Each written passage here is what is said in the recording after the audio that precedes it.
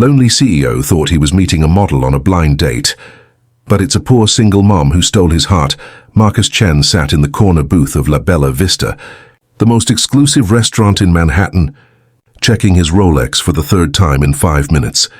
His assistant had arranged this blind date, promising him someone who matched his status, a successful model who graced magazine covers. At 42, Marcus had built a tech empire worth billions, but his penthouse felt emptier with each passing year. Tonight was supposed to change that. The woman who walked through those doors would alter his life forever, just not in the way he expected. If you're enjoying this story already, please hit that like button. Drop a comment below telling me what you think will happen next, and subscribe to Trillionaire in Love for more heartwarming tales. Your support means everything to this channel. When the hostess finally approached his table, Marcus straightened his designer tie and put on his most charming smile. But the woman following behind her made him do a double take. She wasn't the tall, glamorous model he'd been expecting. Instead, a petite woman in a simple navy dress stood before him, her dark hair pulled back in a practical ponytail. Her eyes were kind but tired, and her handbag was clearly a department store knockoff, not the luxury brands he was accustomed to seeing. "Mr. Chen, I'm Elena Rodriguez," she said softly, extending a trembling hand. "I think there's been a mistake. My friend Rosa told me I was meeting someone for a job interview, not a date." Marcus felt his jaw tighten. Had his assistant really gotten this wrong?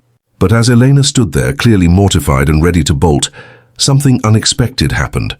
He found himself genuinely smiling for the first time in months. "Please sit down," he said, his voice gentler than he'd intended. "Let's at least talk." "You're already here." Elena hesitated, glancing at the ornate menu with prices that probably equaled her monthly rent. "I really shouldn't. This was clearly a mix-up, and I have to get back to my daughter soon anyway." "You have a daughter?" Marcus found himself asking, genuinely curious. "Yes, Sophie. She's 7. Elena's entire face transformed when she mentioned her child, a radiant warmth breaking through her nervous exterior. "She's staying with my neighbor, Mrs. Chen, tonight." "Oh, that's funny. You have the same last name." Marcus gestured to the seat across from him. "Just one drink, then. Consider it an apology for the confusion." Against her better judgment, Elena sat down. She ordered water while Marcus asked for wine, and slowly conversation began to flow. Elena told him about her life, how she worked 2 jobs as a medical transcriptionist during the day and a diner waitress at night, how her ex-husband had abandoned them when Sophie was 2, leaving her with mountains of debt, how she'd been surviving but barely, in a cramped 1-bedroom apartment in Queens, where Sophie slept on the couch because Eleanor couldn't afford anything bigger. Marcus found himself leaning forward, captivated. This woman had no idea who he was, no idea that his face had been on the cover of Forbes magazine just last month. She wasn't trying to impress him with designer names or exotic travel stories. She was real, raw, and utterly exhausted from carrying the weight of the world on her shoulders. "What about you?" Eleanor asked, taking a sip of her water. "What do you do?" "I work in tech," Marcus said vaguely, not wanting to shatter this moment of genuine connection. "What does Sophie like? What are her dreams?" Eleanor's eyes lit up again. "She wants to be a scientist. She's always asking questions about how things work, why the sky is blue, how rockets fly to space. I try to get her books from the library, but..." Her voice trailed off and Marcus saw the pain in her eyes. "I just wish I could give her more." As the evening progressed, Marcus realized something profound. For the first time in years, he wasn't thinking about stock prices, board meetings, or acquisition deals. He was thinking about this brave woman who showed up every day for her daughter, who worked herself to exhaustion, who still managed to smile when talking about the child she loved more than life itself. When the check came, Elena's eyes widened at the amount. "I can't possibly..." "It's taken care of," Marcus assured her. "Eleanor, I'd like to see you again, and I'd like to meet Sophie." Eleanor looked at him with confusion and something that might have been hope. "Why would someone like you want to see someone like me again?" "Because you're the first real person I've talked to in years," Marcus said honestly, "and because I haven't felt this alive in longer than I can remember." They exchanged numbers, and Marcus watched as Elena took the subway home while his driver waited with the Bentley. Something had shifted in his chest, something he couldn't quite name. Over the next few weeks, Marcus found himself in a different world. He met Elena and Sophie at a public playground in Queens, not the country clubs he usually frequented. Sophie was a whirlwind of energy and curiosity, with her mother's warm eyes and an infectious laugh. She showed Marcus the science project she was working on for school, a homemade volcano, and he found himself sitting on Elena's worn carpet, helping a 7-year-old mix vinegar and baking soda, while Elena watched from the kitchen doorway with tears in her eyes. "No one's ever done this," she told him later, after Sophie had fallen asleep on the couch. Her father never even came to one school event. Marcus looked around the small apartment. The furniture was old but spotlessly clean. There were crayon drawings taped to the walls and library books stacked neatly on a makeshift shelf. It wasn't much, but it was filled with more love than his penthouse had ever known. "I have something to tell you," Marcus said, his heart pounding.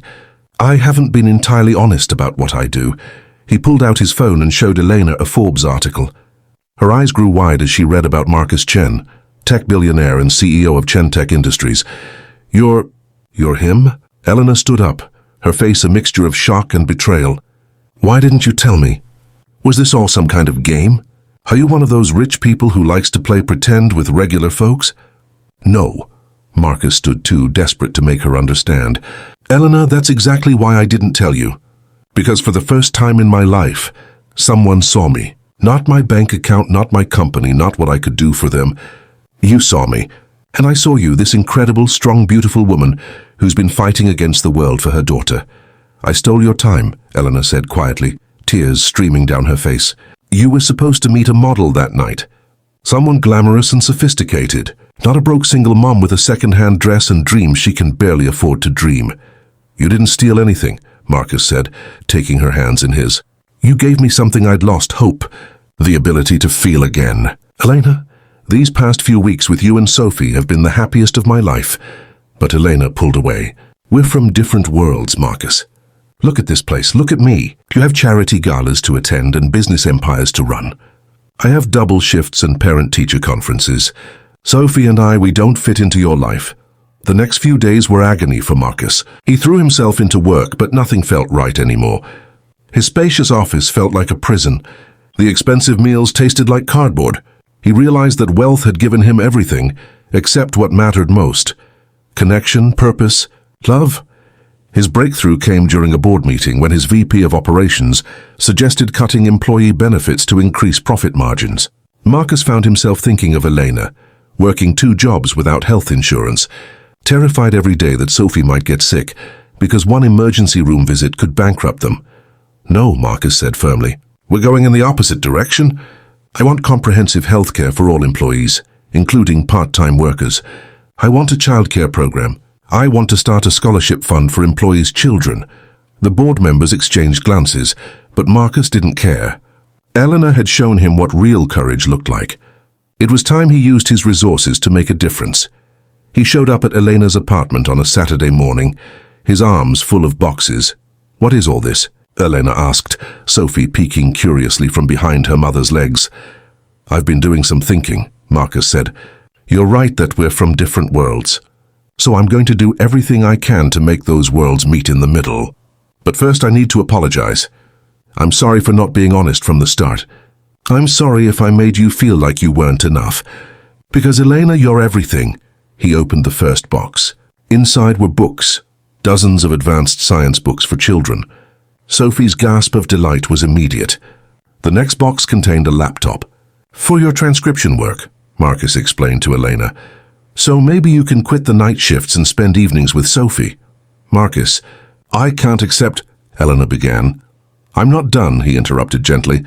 "I've also set up a college fund for Sophie. And I've created a foundation, the Rodriguez Foundation, that helps single parents get access to education, childcare, and career development. You inspired it, Elena. You and every parent out there fighting the fight you've been fighting." Elena was crying now, but so was Marcus. "I don't want to rescue you," Marcus continued. "You don't need rescuing. You're the strongest person I've ever met. What I want is to be your partner. To build a life together where Sophie can dream as big as she wants, where you don't have to choose between paying rent and buying groceries, where we face challenges together instead of alone." "I'm scared," Elena admitted. "I've been alone for so long. What if I'm not good at being part of a team anymore? What if your world swallows us whole? Marcus knelt down so he was eye level with both Elena and Sophie. Then we'll build a new world. One where love matters more than money, where people are valued for their hearts, not their bank accounts. Sophie, your mum taught me something important, that real wealth is measured in the people you love and the kindness you show. And by that measure, you two are the richest people I've ever met. Sophie looked at her mother, her young voice wise beyond her years. Mama, you always tell me that it's okay to accept help, that we're stronger together. Maybe Mr. Marcus is right. Elena laughed through her tears, pulling both Marcus and Sophie into a hug. When did you get so smart? I learned from the best, Sophie grinned. The challenges didn't disappear overnight. Elena struggled with accepting Marcus's help, her pride often clashing with practical needs. Marcus had to learn that he couldn't solve every problem with money, that sometimes what Elena and Sophie needed most was his time, his presence, his willingness to show up. They faced judgment from both sides. Marcus's social circle couldn't understand why he'd chosen a waitress over the models and socialites who'd pursued him, while Elena's neighbors whispered about gold diggers and fairy tales. But they persevered. Marcus proposed 6 months later in the same corner booth at La Bella Vista, where they'd first met. This time, Elena wore a beautiful dress, still simple, still her style, but chosen because she loved it, not because it was all she could afford. Sophie was there too, in a junior bridesmaid dress, clutching the ring box with serious importance. The Rodriguez Foundation grew, helping thousands of single parents pursue education and better careers. Elena went back to school to become a nurse, her dream she'd deferred when she'd had Sophie. Marcus learned that the best investments weren't in tech startups, but in people, their potential, their dreams, their futures. On their wedding day, Marcus stood at the altar and watched Elena walk down the aisle with Sophie by her side. He thought about that night at the restaurant, when he'd been expecting someone completely different. He'd been right that his life would change forever, just not in the way he'd imagined. He hadn't met a model that night.